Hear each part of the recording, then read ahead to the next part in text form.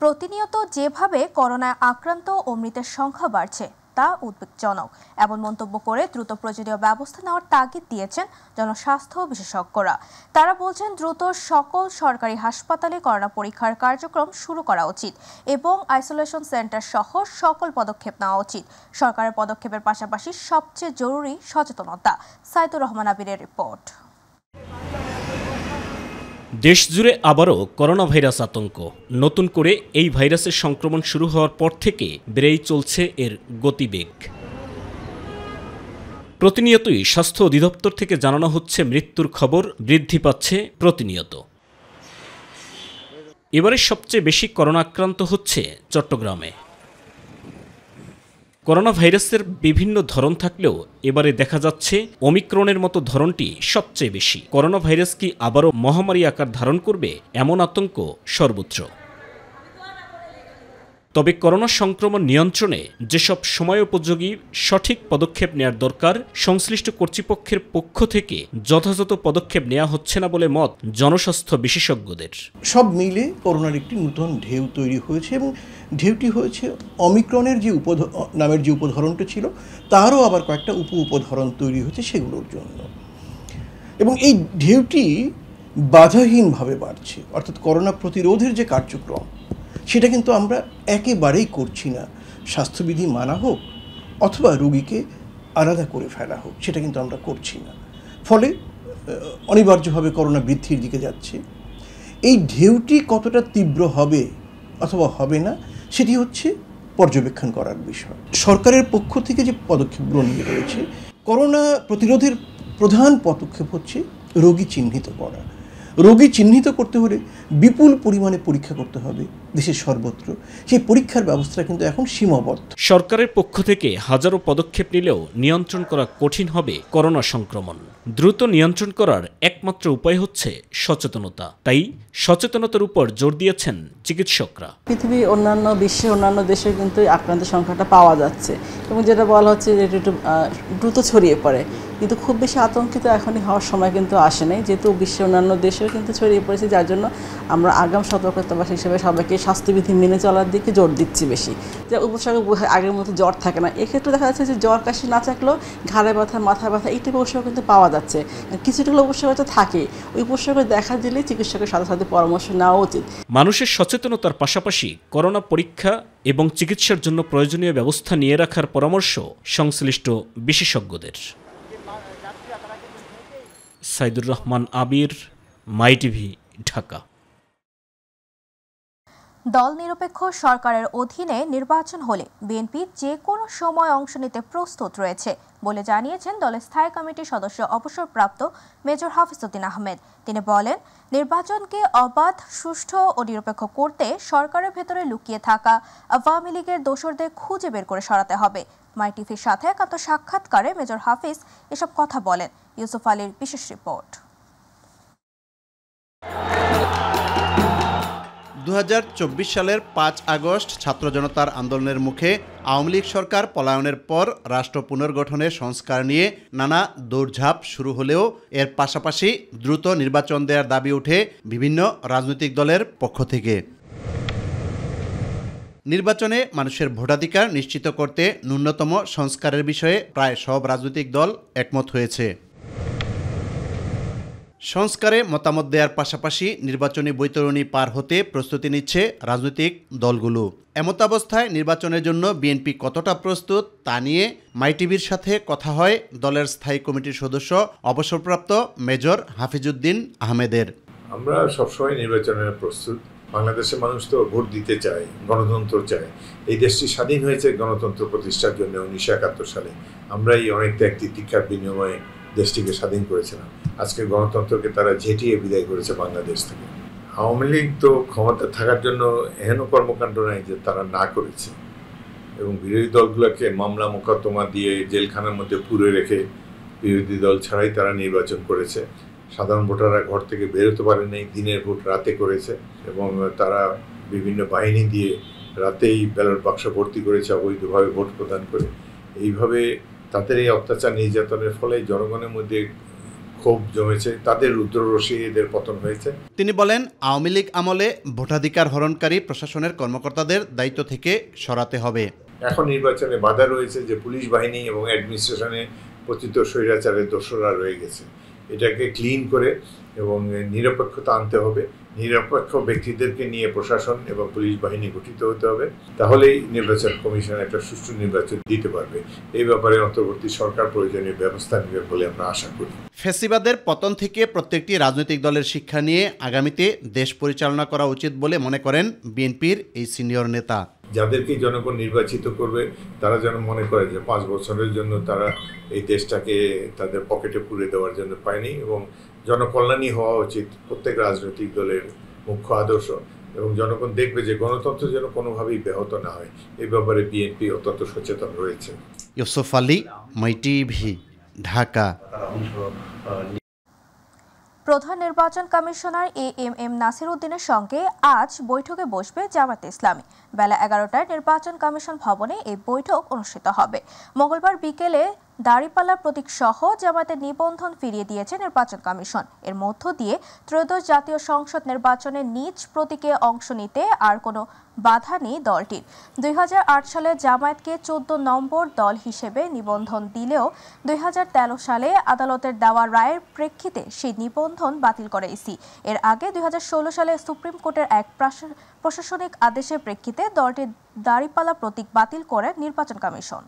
দর্শক, এই মুহূর্তে নির্বাচন কমিশনে আছেন সহকর্মী আবু সাইদ অপু, যুক্ত হচ্ছি তার সাথে। অপু, প্রতীক সহ নিবন্ধন ফিরে পাওয়ার পর আজ সিইসির সঙ্গে বৈঠকে বসবে জামাত। বৈঠকের বিষয়বস্তু সম্পর্কে কি তথ্য আছে আপনাদের কাছে, আমাদের জানাবেন।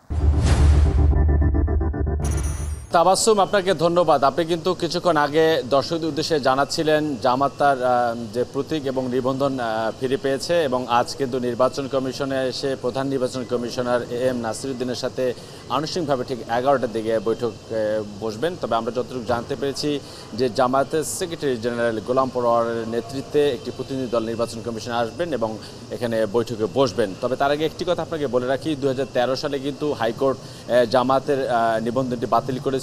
এরপর কিন্তু 2018 সালে যে তৎকালীন যে নির্বাচন কমিশন ছিলেন সেই নির্বাচন কমিশন একটি প্রজ্ঞাপনের মাধ্যমে কিন্তু এই জামাতের মানে যে রাজনীতি এবং নিবন্ধন এবং তার প্রতীক আসলে বাতিল করে দেয়, এবং বাতিল করার পরে দীর্ঘ আইনি লড়াইয়ের শেষে এবং 5ই আগস্টের রাজনৈতিক পট পরিবর্তনের পরে কিন্তু জামাত তার নিবন্ধন ফিরে পেয়েছে গতকালকে। সেটি কিন্তু ইতিমধ্যে সারা দেশ কারণ সারা বিশ্ববাসী ইতিমধ্যে জেনে মানে গেছে। তো সেই ধারাবাহিকতায় সেটি অনুসরণ করে যাতে করে আগামীতে জাতীয় সংসদ নির্বাচনটি অবাধ সুষ্ঠু নিরপেক্ষ হয়, এবং জামাতের নিবন্ধন মানে ফিরে পাওয়ার বিষয়ে নির্বাচন কমিশনের যে ভূমিকা, আদালতের যে নির্দেশনা, এই সব কিছু নিয়ে আসলে জামাতের সাথে যে প্রতিনিধি দলটি আসবে ঠিক 11টার দিকে তাদের সঙ্গে আলোচনা হবে, এবং আলোচনার মাধ্যমে কিভাবে একটি অবাধ সুষ্ঠু নিরপেক্ষ নির্বাচন মানে উপর দেওয়া যায়, মানুষের ভোটাধিকার দীর্ঘদিন থেকে বঞ্চিত ছিল সেই ভোটাধিকারের জন্য ফিরে পাওয়া যায়, সেই বিষয়টি কিন্তু মাথায় রেখে আলোচনাগুলো হবে।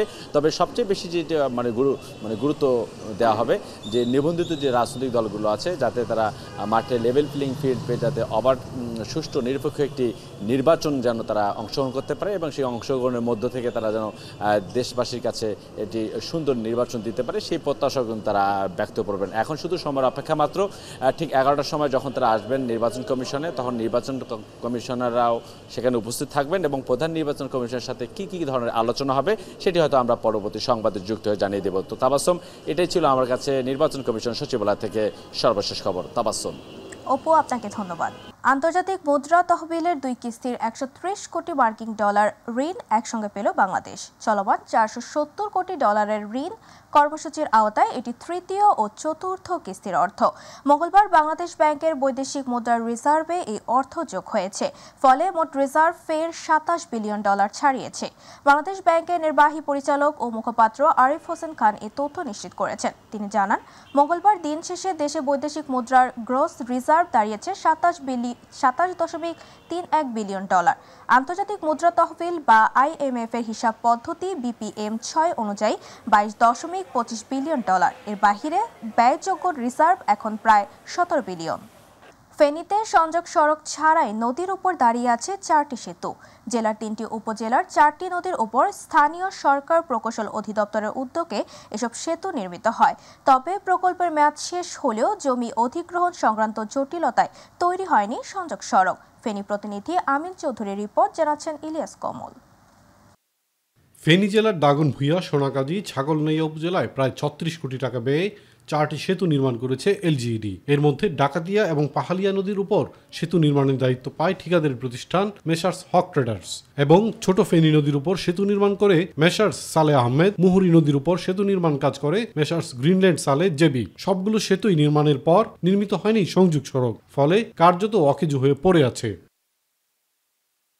সংযোগ সড়কবিহীন এসব সেতুর একটি রয়েছে দাগনভূঞার সেলুনিয়ার ডাকাতি নদীর উপর। সেতুটি ভূমি থেকে প্রায় 20 ফুট উপরে। এ নিয়ে ক্ষুব্ধ এলাকার মানুষজন। আমাদের এখান দিয়ে জোয়ার আসে, এখান দিয়ে পানি উঠে যায়, আর যদি এখান দিয়ে ব্রিজটা হইতো তাহলে অনেক বেশি ভালো হইতো। আমাদের এখানে বন্যা জোয়ার উঠে গেলে আমাদের এখানে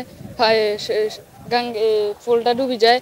এখন যদি ওই ব্রিজটা হয়ে যেত আমাদের ছাত্রছাত্রীদের জন্য অনেক ভালো হইতো। 100 ফুট দক্ষিণে নদীর উপরে ব্রিজটা নিয়ে আসছে, এটা এই সাইডের লোকের অনেক ক্ষতিগ্রস্ত হইতেছে, জায়গাটা ভাঙি সব নষ্ট হয়ে যেতেছে। এই ব্রিজ কাজ ধরে এখন লং টাইম পর্যন্ত পড়ে রয়েছে, মানুষ যাতায়াতে অনেক কষ্ট হইতেছে। অনেকদিন যাবত কাজ বন্ধ হয়ে রয়েছে, মানুষ চলাচল করতে পারতেছে না, গাড়ি চলাচল করতে পারতেছে না। ব্রিজটার জন্য অনেক লোক আসতেছে, এখানে সবাই আসি ছবি তোলের, সুন্দর দেখে, কিন্তু এটার সুন্দরের কোনো এআই নাই।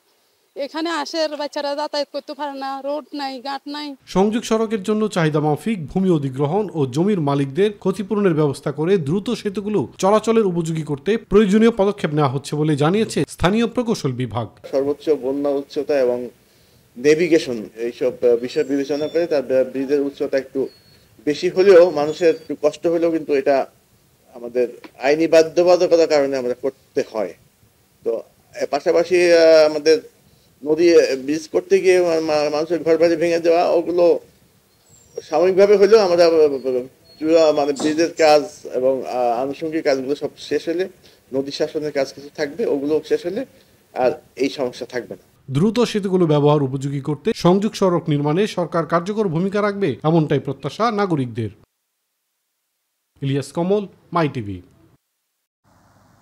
ঝালকাঠির নলছিটি উপজেলার মালোয়ার গ্রামের মাটির রাস্তায় পাকা ইটের ছোঁয়া না লাগায় ভোগান্তিতে এলাকাবাসী।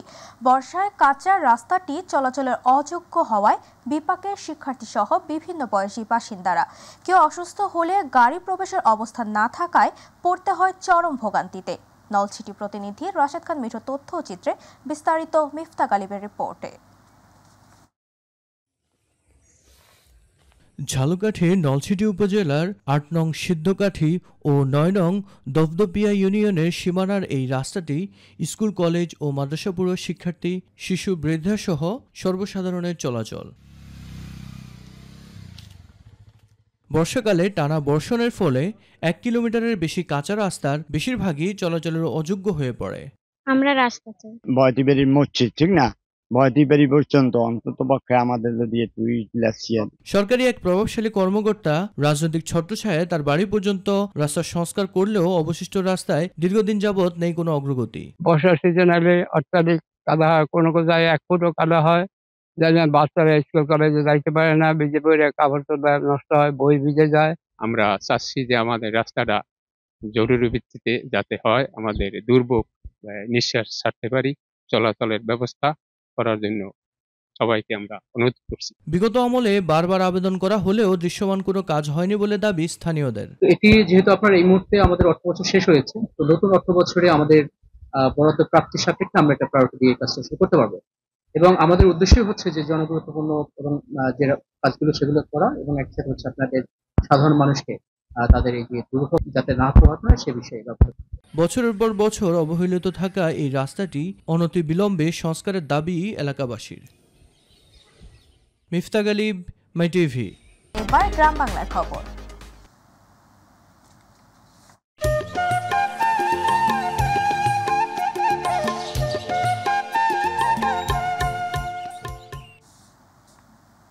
আগামীকাল থেকে শুরু হচ্ছে 2025 সালের এইচএসসি ও সমমানের পরীক্ষা। নকল প্রতিরোধ ও শান্তিপূর্ণ পরিবেশ বজায় রাখতে চট্টগ্রাম নগরীর সব পরীক্ষা কেন্দ্রে 200 গজের মধ্যে 144 ধারা জারি করেছে চট্টগ্রাম মেট্রোপলিটন পুলিশ। পরীক্ষা চলাকালীন এই আদেশ কার্যকর থাকবে। চট্টগ্রাম মেট্রোপলিটন পুলিশ অধ্যাদেশ 1978 এর 29, 30 ও 33 ধারার ক্ষমতা বলে এই সিদ্ধান্ত নেওয়া হয়েছে এবং পরীক্ষা শুরুর 1 ঘন্টা আগে থেকে শেষ হওয়ার পরবর্তী 1 ঘন্টা পর্যন্ত পরীক্ষা কেন্দ্রে নির্ধারিত এলাকায় এই আদেশ কার্যকর থাকবে। আদেশের আওতায় আগ্নেয়াস্ত্র ও বিস্ফোরক দ্রব্য, লাঠিসোঁটা বহন, যে কোনো ধরনের সভা সমাবেশ ও মিছিল, উচ্চস্বরে চিৎকার বা শব্দ উৎপাদনকারী যন্ত্রের ব্যবহার, অননুমোদিত ও বহিরাগত ব্যক্তিদের কেন্দ্রে প্রবেশ নিষিদ্ধ করা হয়েছে। নির্বাচন প্রলম্বিত হলে রাজপথের সিদ্ধান্ত রাজপথেই হবে বলে মন্তব্য করেছেন বিএনপি নির্বাহী কমিটির সদস্য ও ঢাকা জেলা বিএনপির সাধারণ সম্পাদক অ্যাডভোকেট নিপুণ রায়চৌধুরী। দক্ষিণ কেরানীগঞ্জের সুভাড্ডা ইউনিয়নের বিভিন্ন স্থানে উঠান বৈঠক শেষে সাংবাদিকদের সঙ্গে আলাপকালে তিনি এসব কথা বলেন। এ সময় দক্ষিণ কেরানীগঞ্জ থানা বিএনপির সাধারণ সম্পাদক মোজাদ্দেম আলী বাবু, সহসভাপতি হাজী আলী হোসেন, স্বেচ্ছাসেবক দলের সাংগঠনিক সম্পাদক মোহাম্মদ আসলাম, ইউনিয়ন যুবদল সভাপতি ইমতিয়াজ আহমেদ শাকিল, যুবদল নেতা মোহাম্মদ আলিম সহ অন্য নেতাকর্মীরা উপস্থিত ছিলেন।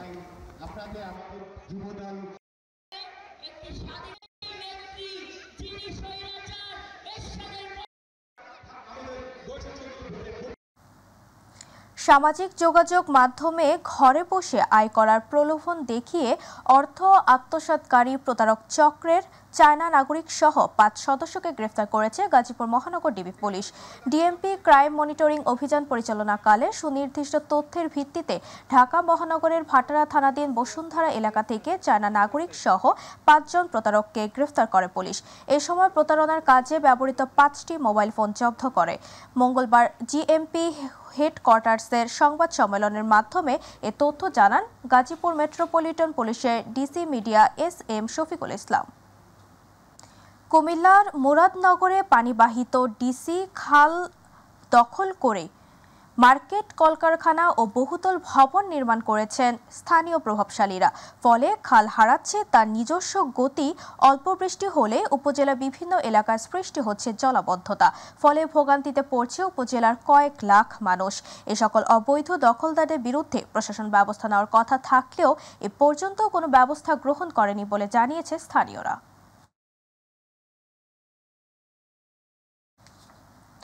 নিয়োগ বিধি সংশোধন, 14তম গ্রেড প্রদান ও ইন সার্ভিস ডিপ্লোমা প্রশিক্ষণের মাধ্যমে টেকনিক্যাল পদমর্যাদা বেতন স্কেল 11তম গ্রেডে উন্নতিকরণ সহ 6 দফা দাবিতে স্বাস্থ্য সহকারীদের অবস্থান কর্মসূচি পালিত হয়েছে শেরপুরে। সারা দেশের ন্যায় মঙ্গলবার 2 ঘণ্টাব্যাপী এই অবস্থান কর্মসূচি পালন করা হয়। এতে শেরপুর জেলা সদর ছাড়াও অন্য 4টি উপজেলায় হাসপাতাল চত্বরে স্বাস্থ্য সহকারী বৃন্দ এই অবস্থান কর্মসূচিতে অংশ নেন। এ সময় বক্তারা বলেন, স্বাস্থ্য সহকারীদের মাধ্যমে স্বাস্থ্য বিভাগে সকল আন্তর্জাতিক অর্জন হওয়া সত্ত্বেও বিগত সরকারের সময় শুধু আশার বাণী শোনানো হয়েছে, কিন্তু স্বাস্থ্য সহকারীদের দাবিসমূহ পূরণ করা হয়নি। কুষ্টিয়ার কুমারখালীতে 3 দিন ব্যাপী জাতীয় ফল মেলা 2025 উদ্বোধন করা হয়েছে। মঙ্গলবার উপজেলা কৃষি সম্প্রসারণ অধিদপ্তরের আয়োজনে অফিসার্স ক্লাব চত্বরে এই কার্যক্রম অনুষ্ঠিত হয়। উপজেলা নির্বাহী কর্মকর্তা SM মিকাইল ইসলাম ফিতা কেটে মেলা উদ্বোধন করেন। এ সময় কুমারখালী উপজেলা কৃষি কর্মকর্তা রাইসুল ইসলাম, সিনিয়র উপজেলা মৎস্য কর্মকর্তা মাহমুদুল হাসান, কৃষি সম্প্রসারণ কর্মকর্তা মোহাম্মদ কাউসার আলী, মাধ্যমিক কর্মকর্তা নাজমুল ইসলাম, মহিলা বিষয়ক কর্মকর্তা ফেরদৌস নাজনীন সহ অনেকে উপস্থিত ছিলেন। চাকরিতে 14তম গ্রেড ও টেকনিক্যাল পদমর্যাদা দেওয়া সহ 6 দফা দাবিতে নওগাঁয় অবস্থান কর্মসূচি পালন করেছেন স্বাস্থ্য সহকারীরা। মঙ্গলবার সদর উপজেলার স্বাস্থ্য কমপ্লেক্স চত্বরে 2 ঘণ্টাব্যাপী এই অবস্থান কর্মসূচি পালন করেন। এ সময় বক্তব্য রাখেন Bangladesh health assistant association Naogaon জেলা শাখার সাধারণ সম্পাদক অনুক কুমার, সদর উপজেলা সভাপতি নার্গিস আক্তার সহ অন্যান্যরা। তাদের দাবির মধ্যে রয়েছে পদোন্নতির ক্ষেত্রে ধারাবাহিকভাবে উচ্চতর গ্রেড নিশ্চিত করা, সব স্বাস্থ্য সহকারী, সহকারী স্বাস্থ্য পরিদর্শক ও স্বাস্থ্য পরিদর্শককে প্রশিক্ষণ ছাড়াই স্নাতক স্কেলে অন্তর্ভুক্ত করা, বেতন স্কেল পুনর্নির্ধারণের সময় প্রাপ্ত টাইম স্কেল বা উচ্চতর স্কেল সংযুক্ত করা এবং ইন সার্ভিস ডিপ্লোমা সম্পন্নকারীদের স্নাতক সমমানের স্বীকৃতি দাবি করেন। নওগাঁয় সর্বজনীন পেনশন মেলা ও সর্বজনীন পেনশন স্কিম শীর্ষক কর্মশালা অনুষ্ঠিত হয়। মঙ্গলবার সদর উপজেলা পরিষদ চত্বরে দিনব্যাপী এই মেলার আয়োজন করা হয়। প্রধান অতিথি হিসেবে মেলার উদ্বোধন করেন রাজশাহী বিভাগের বিভাগীয় কমিশনার খন্দকার আজিম আহমেদ। পরে উপজেলা অডিটোরিয়ামে সর্বজনীন পেনশন স্কিম শীর্ষক কর্মশালা অনুষ্ঠিত হয়। এতে মূল প্রবন্ধ উপস্থাপন করেন অর্থ মন্ত্রণালয়ের উপসচিব মর্জিনা আক্তার। নওগাঁর জেলা প্রশাসক মোহাম্মদ আব্দুল আওয়াল এর সভাপতিত্বে অতিরিক্ত পুলিশ সুপার ফারজানা হোসেন, অতিরিক্ত জেলা প্রশাসক ইরফান উদ্দিন আহমেদ সহ অন্যান্যরাও উপস্থিত ছিলেন। মেলায় প্রায় শতাধিক স্টল অংশ নেয়। বরিশাল সদর উপজেলার দিনব্যাপী পার্টনার কংগ্রেস অনুষ্ঠিত হয়েছে। উপজেলার অডিটোরিয়াম হলরুমে এই কংগ্রেসের আয়োজন করে কৃষি সম্প্রসারণ অধিদপ্তর। Programme on agriculture and rural transformation for nutrition entrepreneurship প্রকল্পের আওতায় এই অনুষ্ঠানে কৃষকদের কৃষি প্রযুক্তি, উদ্যোক্তা বিকাশ, পুষ্টি নিরাপত্তা, জলবায়ু সহনশীলতা এবং বাজার সংযোগ বিষয়ে প্রশিক্ষণ প্রদান করা হয়। সভায় উপজেলা নির্বাহী কর্মকর্তা মোহাম্মদ ইকবাল হাসানের সভাপতিত্বে প্রধান অতিথি হিসেবে উপস্থিত ছিলেন জেলা প্রশাসক মোহাম্মদ দেলোয়ার হোসেন। বিশেষ অতিথি ছিলেন জেলা পুলিশ সুপার শরীফ উদ্দিন, কৃষি সম্প্রসারণ অধিদপ্তরের উপপরিচালক মরিয়ম বেগম, উপজেলা কৃষি কর্মকর্তা গৌতম গৌরী সহ মাঠ পর্যায়ে কৃষক, কৃষানী সহ গণ্যমান্য ব্যক্তিবর্গ। দিনাজপুরের পার্বতীপুরের উপজেলায় কৃষক, কৃষানীদের নিয়ে বর্ণাঢ্য র্যালি সহ নানা আয়োজনের মধ্য দিয়ে পার্টনার কংগ্রেস অনুষ্ঠিত হয়েছে। কৃষি সম্প্রসারণ অধিদপ্তরের উদ্যোগে মঙ্গলবার বিকেলে উপজেলা পরিষদ হলরুমে অনুষ্ঠানের আয়োজন করা হয়। এ সময় উপজেলা নির্বাহী কর্মকর্তা সাদ্দাম হোসেন, পার্টনার প্রকল্পের senior monitoring officer Sanjay Debnath, উপজেলা কৃষি কর্মকর্তা রাজীব হুসাইন, সিনিয়র উপজেলা মৎস্য কর্মকর্তা আবু জাফর মোহাম্মদ সাহেব, কৃষি সম্প্রসারণ অফিসার, উপ সহকারী কৃষি কর্মকর্তা ছাড়াও উপজেলা বিভিন্ন ইউনিয়ন থেকে আগত কৃষকেরা উপস্থিত ছিলেন। বন্ধ হয়ে গেছে দিনাজপুরের পার্বতীপুরে অবস্থিত দেশের একমাত্র ভূগর্ভস্থ বড়পুকুরিয়া কয়লা খনির উৎপাদন কার্যক্রম। চলমান 1305 নম্বর ফেজ এর মজুদ শেষ হলে খনির উৎপাদন কার্যক্রম পুরোপুরি বন্ধ হয়ে যায়। এর আগে চলতি বছর 23 জানুয়ারি 1305 নম্বর ফেজ থেকে কয়লা উত্তোলন শুরু হলে এই ফেজ থেকে মোট 5,01,000 টন কয়লা উত্তোলন করা হয়। নতুন 1406 ফেজে যন্ত্রপাতি স্থাপনের কাজ শেষ হলে আগামী আগস্টের প্রথম সপ্তাহে উৎপাদন কার্যক্রম শুরু হওয়ার কথা রয়েছে।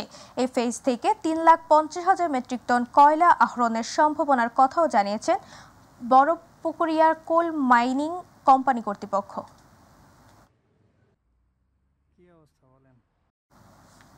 যশোরের মনিরামপুরে উপজেলা প্যারায় দুর্নীতি প্রতিরোধ বিষয়ক বিতর্ক প্রতিযোগিতা ও পুরস্কার বিতরণী অনুষ্ঠান 2025 অনুষ্ঠিত হয়েছে। মঙ্গলবার পৌরসভা বালিকা বিদ্যালয়ের হলরুমে দুর্নীতি দমন কমিশনের যশোর জেলার কার্যালয়ের আয়োজনে উপজেলার দুর্নীতি প্রতিরোধ কমিটির সাধারণ সম্পাদক অধ্যাপক মোহাম্মদ আব্বাস উদ্দিনের পরিচালনায় এই বিতর্ক প্রতিযোগিতায় পুরস্কার বিতরণী অনুষ্ঠানের প্রধান অতিথি বক্তব্য রাখেন উপজেলার সহকারী কমিশনার মোহাম্মদ নিয়াজ মাকতুম। অনুষ্ঠানে উপস্থিত ছিলেন উপজেলা মাধ্যমিক শিক্ষা অফিসার ASM জিল্লুর রশিদ, দুর্নীতি দমন কমিশন সম্মানিত জেলা কার্যালয় যশোরের উপসহকারী পরিচালক তাওহিদুল ইসলাম, কৃষ্ণপদ বিশ্বাস সহ অংশগ্রহণকারী স্কুলের শিক্ষক, শিক্ষার্থীরা উপস্থিত ছিলেন।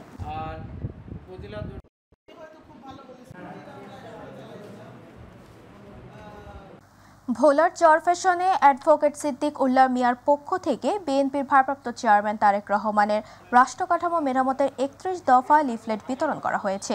মঙ্গলবার দিনব্যাপী উপজেলা বিচ্ছিন্ন দ্বীপ মুজিবনগর ইউনিয়নে এসব লিফলেট বিতরণ করেন। এ সময় উপস্থিত ছিলেন দুলারহাট থানা স্বেচ্ছাসেবক দল নেতা অবসরপ্রাপ্ত সার্জেন্ট সৈয়দ আহমদ, জাফর ইকবাল, বাহাদুর ব্যাপারী, দুলারহাট থানা যুবদল নেতা ইব্রাহিম জিটু, জাকির হোসেন ও সালাউদ্দিন সহ বিএনপি ও অঙ্গ সংগঠনের নেতাকর্মীরা।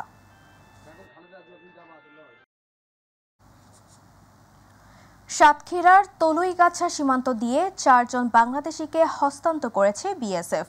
আন্তর্জাতিক সীমানা আইন মেনে মঙ্গলবার সন্ধ্যায় সাতক্ষীরার তলুইগাছা সীমান্তে পতাকা বৈঠকের মাধ্যমে তাদেরকে বিজিবির কাছে হস্তান্তর করে বিএসএফ। এ সময় ভারতীয় বিএসএফ এর আমতিয়া ক্যাম্পের কমান্ডার বিকাশ কুমার এবং তলুইগাছা বিজিবি ক্যাম্পের কমান্ডার নায়েব সুবেদার আবুল কাশেম সহ উভয় দেশের সীমান্ত রক্ষী বাহিনীর সদস্যরা উপস্থিত ছিলেন। হস্তান্তর হওয়া বাংলাদেশিরা সাতক্ষীরার ও খুলনা জেলার বাসিন্দা। বিজিবি জানায় তারা কাজের সন্ধানে অবৈধভাবে ভারতে গিয়েছিল। গত কয়েকদিন ধরে ভারতে বিভিন্ন স্থান থেকে বিএসএফ তাদের আটক করে। পরবর্তীতে আটককৃতরা বাংলাদেশ নাগরিক নিশ্চিত হওয়ার পর উভয় দেশের সীমান্ত রক্ষী বাহিনীর মধ্যস্থতায় তাদের হস্তান্তর করা হয়।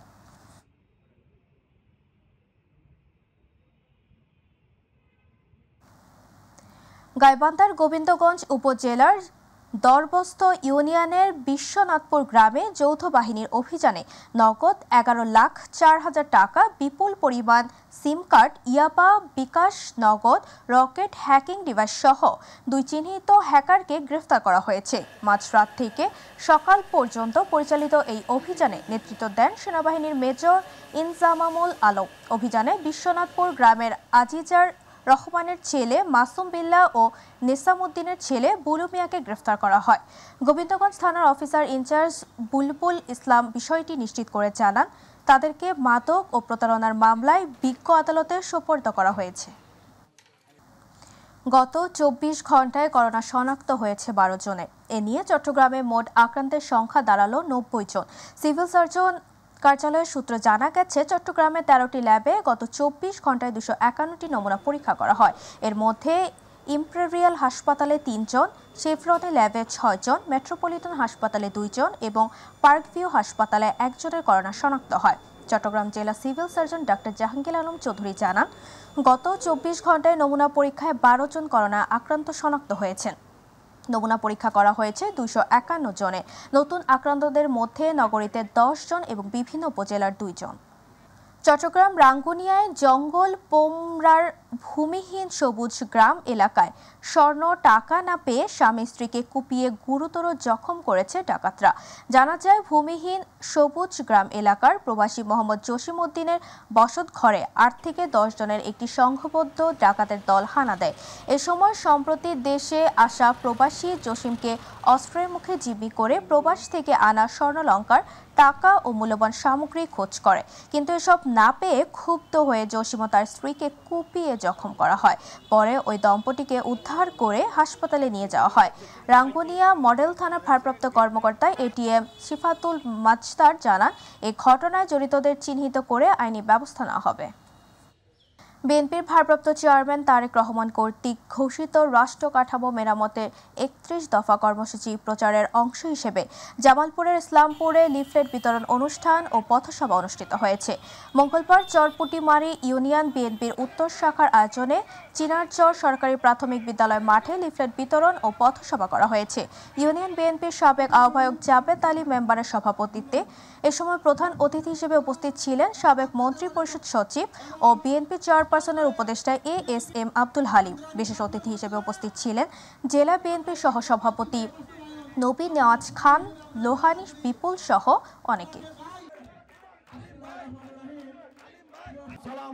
আসসালামু আলাইকুম ওয়া রাহমাতুল্লাহ। সেই রক্ত মন্ত্রী সাহেবের, সেই রক্ত প্রেসিডেন্টের, সেই রক্ত, কিন্তু যারা আমার জন্য অসমাপ্ত কাজ উন্নয়নের জন্য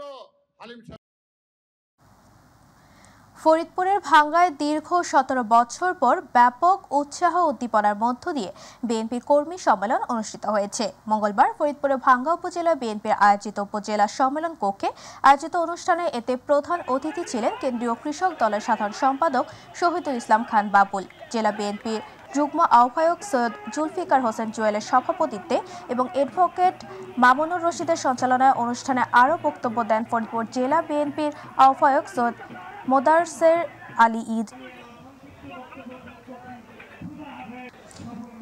আলী ঈসা, সদস্য সচিব AKM কিবরিয়া স্বপন, যুগ্ম আহ্বায়ক মোহাম্মদ আফজাল হোসেন খান পলাশ সহ ভাঙ্গা উপজেলা বিএনপি ছাত্রদল, যুবদল, কৃষক দলের নেতৃবৃন্দ।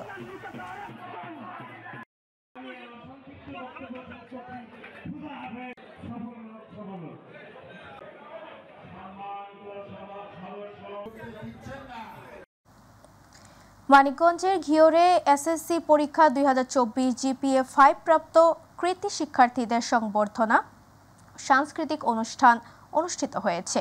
মঙ্গলবার ঘিওর DN পাইলট উচ্চ বিদ্যালয়ে প্রধান অতিথি হিসেবে উপস্থিত ছিলেন বাংলাদেশ জাতীয়তাবাদী দল বিএনপির চেয়ারপারসনের উপদেষ্টা ও মানিকগঞ্জ জেলা বিএনপির আহ্বায়ক আফরোজা খান রিতা। বিশেষ অতিথি হিসেবে উপস্থিত ছিলেন মানিকগঞ্জ জেলা বিএনপির আহ্বায়ক কমিটির সদস্য অ্যাডভোকেট আজাদ হোসেন খান, মানিকগঞ্জ জেলা বিএনপির আহ্বায়ক কমিটির সদস্য অ্যাডভোকেট আতম জহিরুল আলম নদী, মানিকগঞ্জ জেলা আইনজীবী সমিতির সভাপতি অ্যাডভোকেট মুকসিদুর রহমান।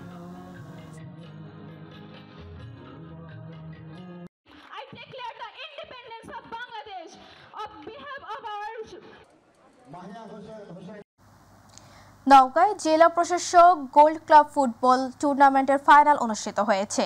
মঙ্গলবার জেলা স্টেডিয়াম মাঠে এই ফাইনাল খেলা অনুষ্ঠিত হয়। খেলা শেষে জয়ী ও বিজয়ীদের মাঝে পুরস্কার বিতরণ করেন রাজশাহী বিভাগীয় কমিশনার খন্দকার আজিম আহমেদ। পুরস্কার বিতরণ অনুষ্ঠানে জেলা প্রশাসক মোহাম্মদ আব্দুল আওয়াল, নওগাঁ পুলিশ সুপার মোহাম্মদ শফিউল সারওয়ার সহ বিভিন্ন জেলা প্রশাসক সহ প্রশাসনের কর্মকর্তারা ও জেলা ক্রীড়া সংস্থার সদস্যরা উপস্থিত ছিলেন।